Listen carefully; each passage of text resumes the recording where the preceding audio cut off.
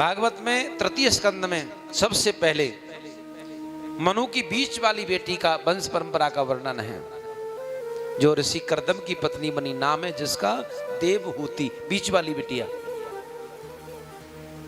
पहले उसका विवाह हो गया।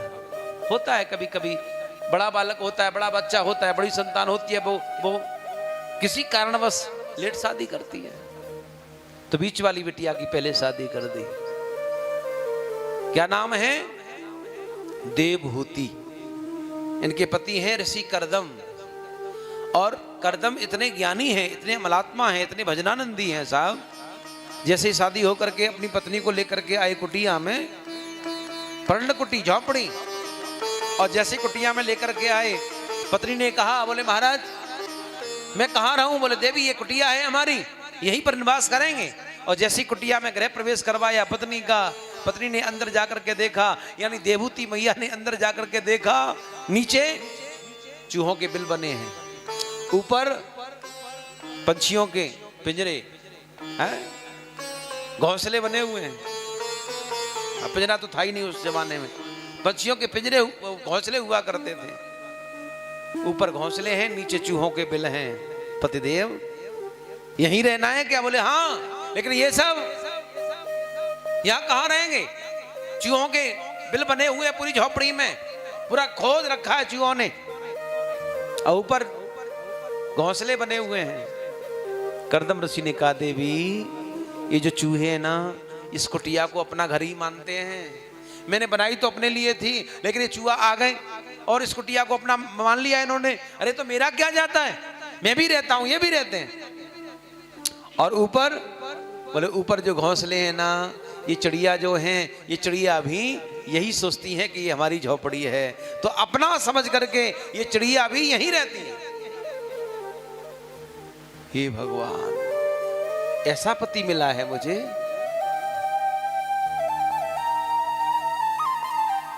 वसुधैव कुटुंबकम, जो सबको अपना माने।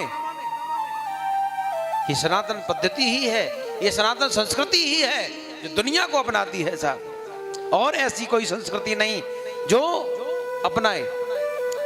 लेकिन सनातन संस्कृति देखिए ना, शुरू से देखिए, देवहूति बड़ी प्रसन्न भई, ऐसे पति मिले हैं मुझे जो सबको अपना मानते हैं, मैं तो धन्य हो गई। अंत तो गत्वा झोपड़ी की जैसे तैसे सफाई करी, और कर्दम जी ने कहा, देवी तुम सफाई कर लो, मैं तो थोड़ा सा भजन करता हूँ, मैं पूजा पाठ कर लूंगा अपना। और जैसे ही पूजा पाठ करने के लिए बैठे ना जी, इनकी 40 वर्ष की समाधि लग गई। ऋषि कर्दम की 40 वर्ष की समाधि लगी साहब, और जैसे ही 40 वर्ष की समाधि लगी, अब देवहूति क्या करें? पति तो समाधि में चले गए, क्या करते हैं? पति समाधि में है तो ये अपने पतिदेव की महाराज शरीर को गीले कपड़े से पोंछ देती हैं, नया वस्त्र दे देती हैं, और आदि व्याधि से थोड़ा ध्यान रखती हैं।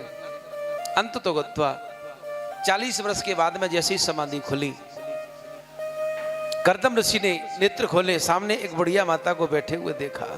माता जी आपका परिचय? और जैसे ही कहा माता जी आपका परिचय, आहा, देवहूति कहने लगी, अरे पतिदेव मैं माता जी नहीं, मैं तो आपकी धर्मपत्नी हूं। याद करो 40 वर्ष पहले मेरी शादी हुई थी आपके साथ में, और शादी करके आप अंदर आए ही थे, पूजा करने के लिए बैठे, और आप समाधि में चले गए, मैं अकेली रह गई। तब मैं आपकी सेवा में यही हूं, मैं आपकी धर्मपत्नी हूं। तुष्टोऽहमद्य तव मान विमानदाया, शुश्रूषया परमया परया च भक्त्या। अरे देवी 40 वर्ष तक तुम यहीं रही, अरे अपने पिता के घर चली जाती, मनु महाराज तो राजा हैं, उनके यहाँ चली जाती, तुम तो राजकुमारी हो। मैं कैसे जाती महाराज? मेरे पिता ने तो आपके साथ में विवाह कर दिया, मैं कैसे जाती?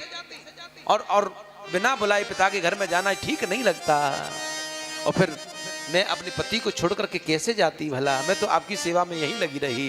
प्रसन्न हो गए ऋषि कर्दम, और महाराज आशीर्वाद दिया, क्या चाहती हो? बोले चाहती क्या है? स्त्री की एक ही कामना होती है कि उसकी कोख भर जाए, उसकी कोख से बच्चे जन्म लेकर के आए। ठीक है देवी, मैं तुम्हारी कामना पूर्ण करूंगा। और तपस्या के प्रभाव से इन्होंने एक दिव्य महाराज सरोवर का निर्माण किया। सरोवर में दोनों ने डुबकी लगाई और जैसे डुबकी लगाई 16 वर्ष के महाराज देवूति हो गई और 21 वर्ष के कर्दम ऋषि हो गए। दोनों किशोर अवस्था में आ गए और फिर एक विमान प्रकट किया। उस विमान में हजारों क्या सैकड़ों हजारों वर्ष तक उन्होंने फिर भ्रमण किया है। भूषणानि प्रार्थानि बरीयांसे दुर्वंतिचे अन्नम सर्वगुणोपेतम पानम चैता मृता सबम। वह विमान कैसा है? बोलो उस विमान में सारी व्यवस्थाएं सब। विमान क्या पूरा चलता फिरता नगर ही है। खाने पीने की व्यवस्था उसी में है, नहाने धोने की व्यवस्था उसी में है, वस्त्र आभूषणों की व्यवस्था उसी में है। कहीं कुछ जाने की जरूरत नहीं, लेने की जरूरत नहीं कहीं से। तपस्या के प्रभाव से विमान को प्रकट किया और इस विमान में महाराज भ्रमण करते करते करते करते कर्दम ऋषि के यहाँ 9 कन्याएं हो गई। गृहस्थ जीवन का उपभोग करते हुए 9 कन्याएं हुई और 10वीं संतान के रूप में कपिल भगवान प्रकट होकर के आए। बोली कपिल भगवान की। जैसे ही कपिल भगवान प्रकट होकर के आए ना जी, तो ऋषि कर्दम ने कमंडल उठाया, पत्नी से कहा देवी मैंने ये वचन दिया था परमात्मा को कि आप मेरे पुत्र बन करके आओगे तो मैं गृहस्थ जीवन त्याग करके और जंगल में चला जाऊंगा भजन करने के लिए। मेरे यहाँ भगवान स्वयं आए हैं कपिल के रूप में, तुम इनकी सेवा शुश्रूषा करो और मैं तो जाता हूं, इनका चिंतन जंगल में जाकर के करूंगा। अंत तो गत्वा यही हुआ। ऋषि कर्दम चले गए। महाराज देवूति बड़ी प्रसन्न है, मेरे घर में परमात्मा आए हैं। बहती हुई गंगा में अगर कोई स्नान न करे ये मूर्खता है। मेरे घर में परमात्मा स्वयं आए हैं। सबसे पहले 9 कन्याओं का विवाह किया है। जो ब्रह्मा जी के 9 पुत्र थे ना जी, जो सबसे पहले शरत कुमारों के बाद में जो 10 पुत्र प्रकट किए, नारद को छोड़कर के सभी 9 पुत्रों के साथ में कर्दम की बेटियों का विवाह संपन्न हुआ। आप सुन लीजिए, कर्दम जी की जो बड़ी बेटी है कला नाम की मरीचि ऋषि की पत्नी बनी। अनुसुईया जो है दूसरे नंबर की अत्रि ऋषि की पत्नी बनी। श्रद्धा नाम की जो तीसरी बिटिया है अंगिरा ऋषि की पत्नी बनी। हबिरबू नाम की चौथी बेटी है, उसका विवाह पुलस्त ऋषि के साथ में संपन्न हुआ। गति पुलह को दी गई, क्रिया क्रतु को दी गई। ख्याति जो है वो भृगु ऋषि की पत्नी बनी और अरुंधति वशिष्ठ की पत्नी बनी। सबसे छोटी है नाम है जिसका शांति, शांति अथर्वा ऋषि की पत्नी बनी।